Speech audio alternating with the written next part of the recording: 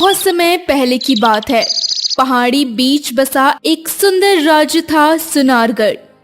यहाँ के राजा दयालु और रानी बहुत समझदार थी। इस राज्य की राजकुमारी का नाम था सिया। राजकुमारी सिया सुंदर थी, बुद्धिमान भी थी, पर उसमें एक बड़ी कमी थी, घमंड। उसे अपनी सुंदरता पर बहुत घमंड था। वो खुद को सबसे ऊंचा मानती थी और दूसरों को अपने नीचे। तुम्हें होश भी है कि तुम किसकी चाय गिरा रही हो? क्या तुम्हारी आंखें बंद थी? मैं तुम्हारी जैसी गलती करने वालों को महल में एक पल भी नहीं देखना चाहती। माफ कर दीजिए राजकुमारी, मेरा हाथ फिसल गया।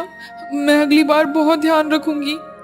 गलती करने वालों को मौका नहीं दिया जाता, सजा दी जाती है। निकलो यहाँ से। सेविका रोती हुई वहाँ से चली जाती है। ये सब देखकर रानी और राजा को चिंता होती है। सिया, मैंने सुना तुमने फिर से किसी को अपमानित किया। पिताजी, अगर कोई मेरे सामने लापरवाही से काम करेगा तो मैं उसे बर्दाश्त कैसे करूं? बेटी, राजा रानी का मन जितना बड़ा होता है उतना ही उनका दिल भी बड़ा होना चाहिए। तुम दूसरों की गलती को माफ करना सीखो। माफ करना कमजोर लोगों का काम है माँ। मैं किसी को खुद से कम नहीं समझती। राजा और रानी एक दूसरे की ओर देखते हैं। अब उन्हें चिंता होने लगी थी कि उनकी बेटी को घमंड पूरी तरह निगल रहा है। उसी रात ठंडी हवाएं चल रही थी। महल के द्वार पर एक बूढ़ा साधु खड़ा था। उसके कपड़े पुराने थे, पर आंखों में अजीब सी चमक थी।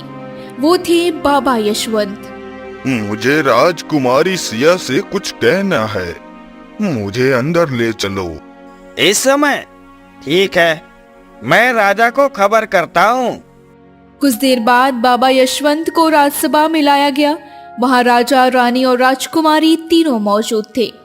राजकुमारी सिया, मैं आपसे कुछ कहने आया हूँ।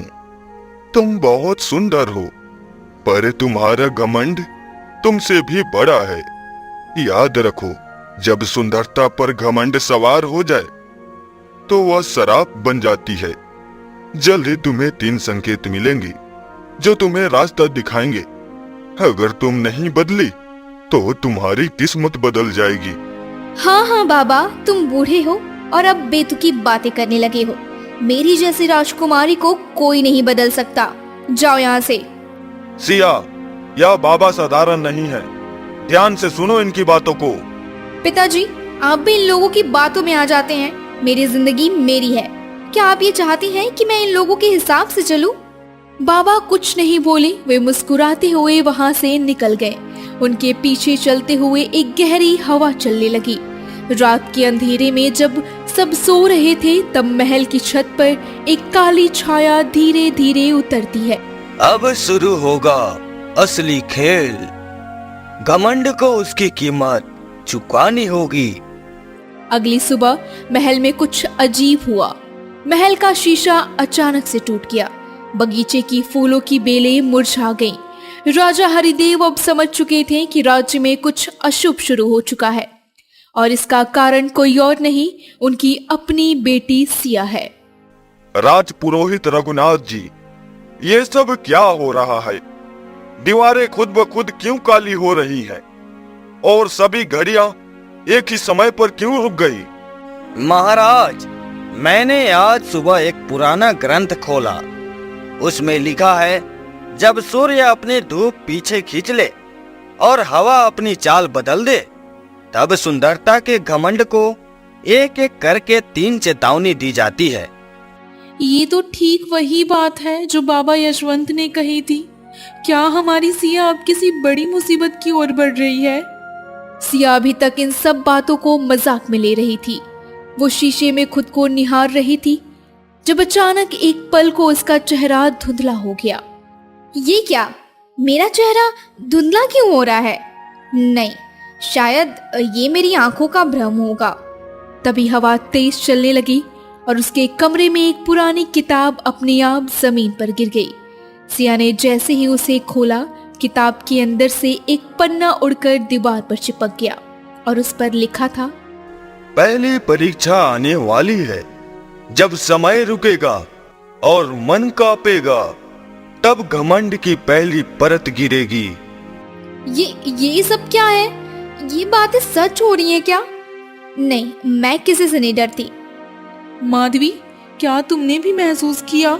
महल की हवा भारी सी लग रही है, जैसे कोई रहस्यमयी ताकत आसपास हो।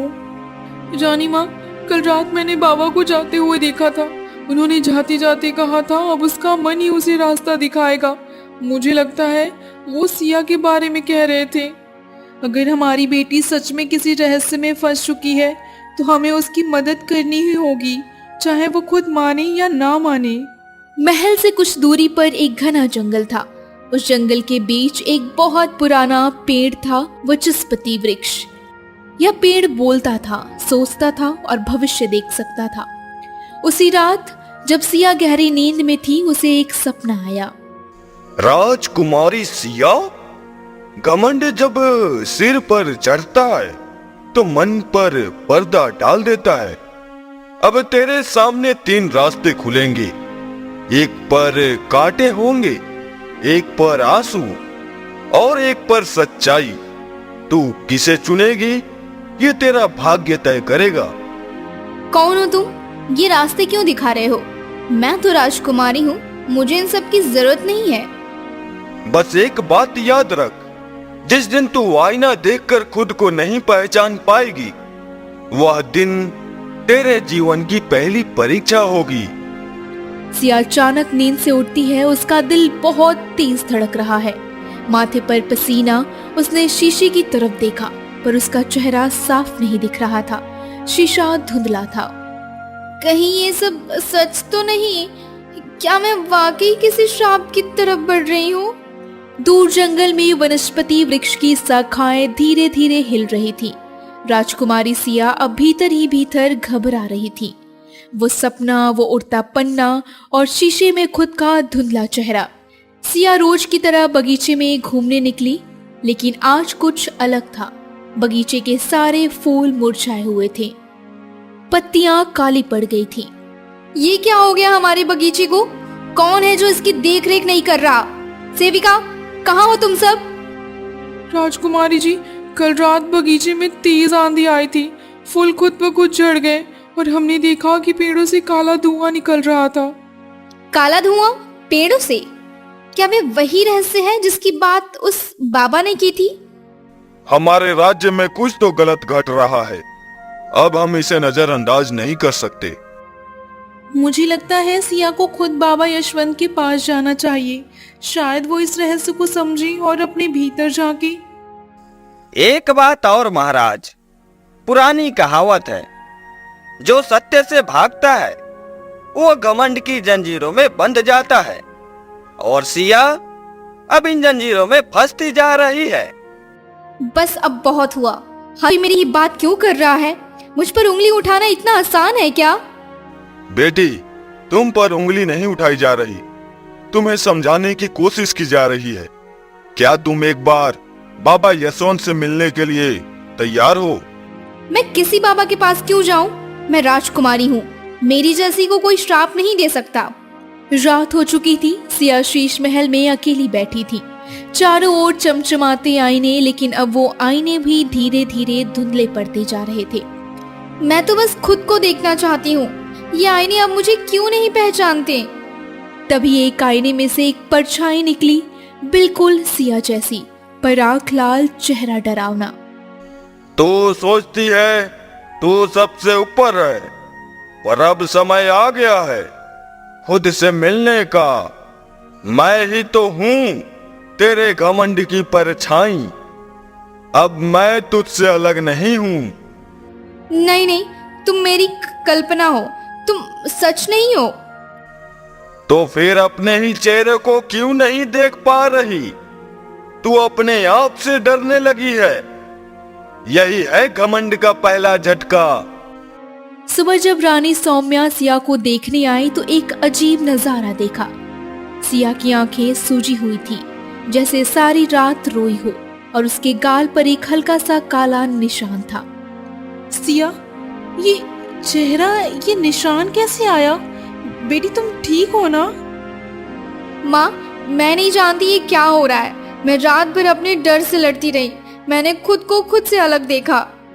अब समय आ गया है कि तुम बाबा यशवंत से मिलो। जो बातें हम बोल नहीं सकते वो शायद वो तुम्हें समझा सके। सिया पहली बार कुछ बदलती हुई दिखाई दी। उसके चेहरे से अहंकार का रंग थोड़ा फीका हुआ था। उसकी आवाज में पहली बार नम्रता था। माँ, क्या सच में मैं बदल गई हूँ? क्या मेरे घमंड ने मुझे अंधा बना दिया? घमंड में डूबना बुरा नहीं, बुरा ये है कि हम उसे पहचान ना सके। तू अब बदल सकती है अगर चाहे। उस रात सिया ने पहली बार अपने कमरे की खिड़की खोली और चांद की ओर देखा। वो अब निर्णय ले चुकी थी कि अब वो बाबा यशवंत से मिलेगी और अगली सुबह सिया अकेली चल पड़ी, जंगल के उस रास्ते पर जहाँ रहस्य छिपा था और शायद उसका भाग्य भी। सिया जंगल के उस रास्ते पर अकेली जा रही थी। चारों तरफ अजीब सी खामोशी थी। कभी कभी पेड़ जैसे सरसराते हुए कुछ कह रहे हो। पंछी चुप थे और हवाएं भारी। ये रास्ता कितना अजीब है। मुझे डर तो लग रहा है, लेकिन अब पीछे नहीं हट सकती। मैं जानना चाहती हूँ कि मेरे साथ क्या हो रहा है। तभी झाड़ियों से एक हल्की सी चमक निकली और सामने प्रकट हुए बाबा यशवंत। आ गई राजकुमारी। मुझे पता था एक दिन तुम जरूर आओगी। घमंड जब टूटता है तब आत्मा का पहला दरवाजा खुलता है। बाबा, मैं अब सच जानना चाहती हूँ। मुझसे क्या गलती हुई है और ये सब मेरे साथ क्यों हो रहा है? बेटी, तुम्हारी सबसे बड़ी गलती थी तुम खुद को दूसरों से ऊपर समझने लगी थी। तुमने दूसरों का दर्द महसूस नहीं किया और तुम्हारी सुंदरता ही तुम्हारा घमंड बन गया। शायद आप सही कह रहे हैं। मैंने कई बार अपने शब्दों से लोगों को दुख पहुंचाया, लेकिन बाबा, अब मैं बदलना चाहती हूँ। क्या अब देर नहीं हुई है? बिल्कुल नहीं, पर बदलने के लिए तुम्हें खुद को पहचानना होगा। तुमको अब एक परीक्षा देनी होगी। एक जादुई तालाब है, सत्य सरोवर। उसमें तुम अपना असली रूप देखोगी, लेकिन याद रखना, वहां जो दिखाई देगा वो सिर्फ सुंदरता नहीं, तुम्हारे कर्म भी दिखाएगा। सिया बाबा यशवंत के साथ गहरे जंगल में पहुंची। सामने एक नीला तालाब था जिसके पानी में चांद का अक्स भी कांप रहा था। ये वही सत्य सरोवर था।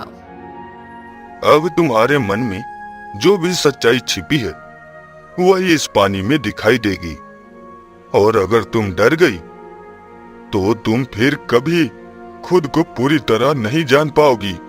मैं तैयार हूँ। जो भी हो, अब मैं खुद को देखने से नहीं डरूंगी। जैसे ही सिया ने सत्य सरोवर में जल में झांका, उसका चेहरा दिखा, लेकिन वही सुंदरता नहीं थी। उसके चेहरे पर वो सारे पल उभरने लगे जब उसने किसी को अपमानित किया था, जब उसने किसी की मदद नहीं की थी, जब उसने किसी की आंखों के आंसू देखकर भी मुंह फेर लिया था। घमंड सुंदरता को अंधा बना देता है। क्या अब तू खुद को पहचानती है? हाँ, अब मैं देख पा रही हूँ कि मैं क्या बन गई थी। मैंने केवल बाहर का चेहरा देखा, भीतर की सच्चाई को कभी जाना ही नहीं। तुम अब अपनी पहली परीक्षा में पास हो चुकी हो राजकुमारी। तुम्हारे मन का पहला पर्दा हट गया है, पर ये अंत नहीं है।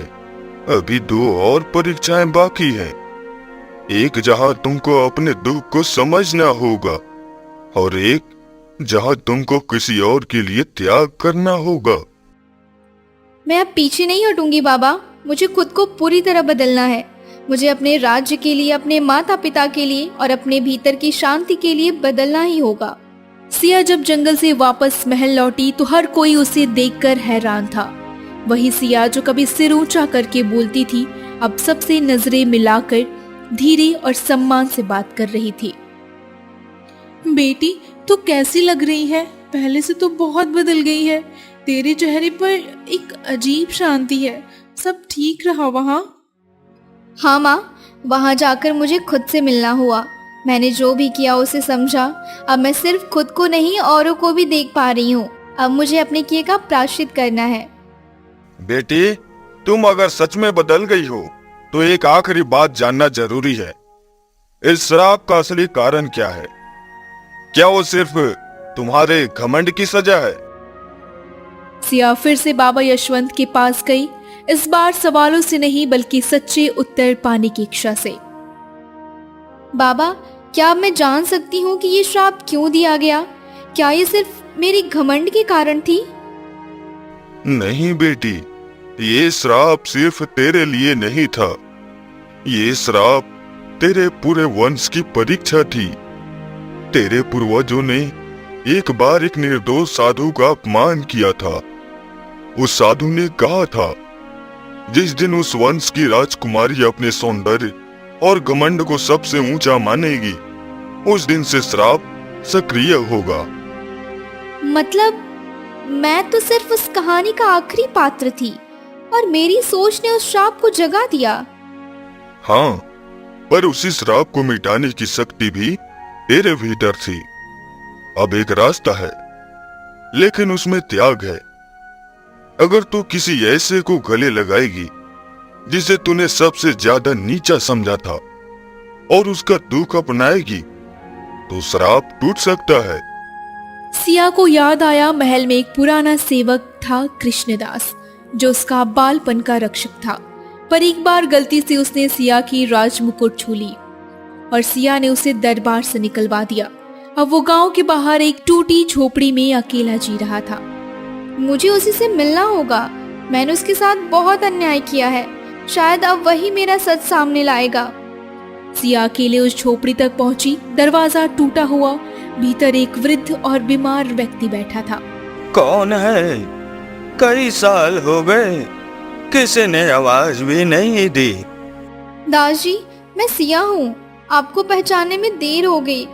राजकुमारी, तुम मेरे पास आई हो। मैंने तो सोचा था मैं ताउम्र अजनबी बनकर ही मर जाऊंगा। आपने मेरा बचपन संवारा था और मैंने आपको अपमानित किया।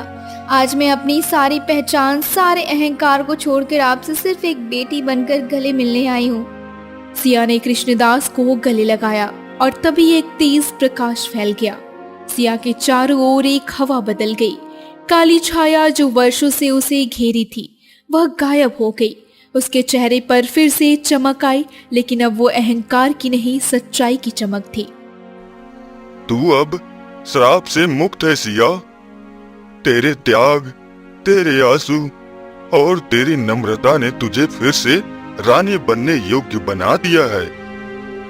बाबा, अब मैं जान चुकी हूँ, सच्चा सौंदर्य सिर्फ चेहरे में नहीं, किसी का दुख बांटने और अपने दोष को स्वीकारने में होता है। सिया महल लौटी, लेकिन इस बार राज मुकुट के लिए नहीं बल्कि अपनी प्रजा की सेवा के लिए। राजा हरिदेव ने गर्व से उसका हाथ थामा और रानी सौम्या की आंखों से आंसू बहने लगे। पर अब ये आंसू दर्द के नहीं, खुशी के थे। राज्य में फिर से खुशहाली लौट आई। बगीचे में फूल खिले, तालाबों में कमल खिल उठे और हवा में एक नई खुशबू भर गई। एक बदल चुकी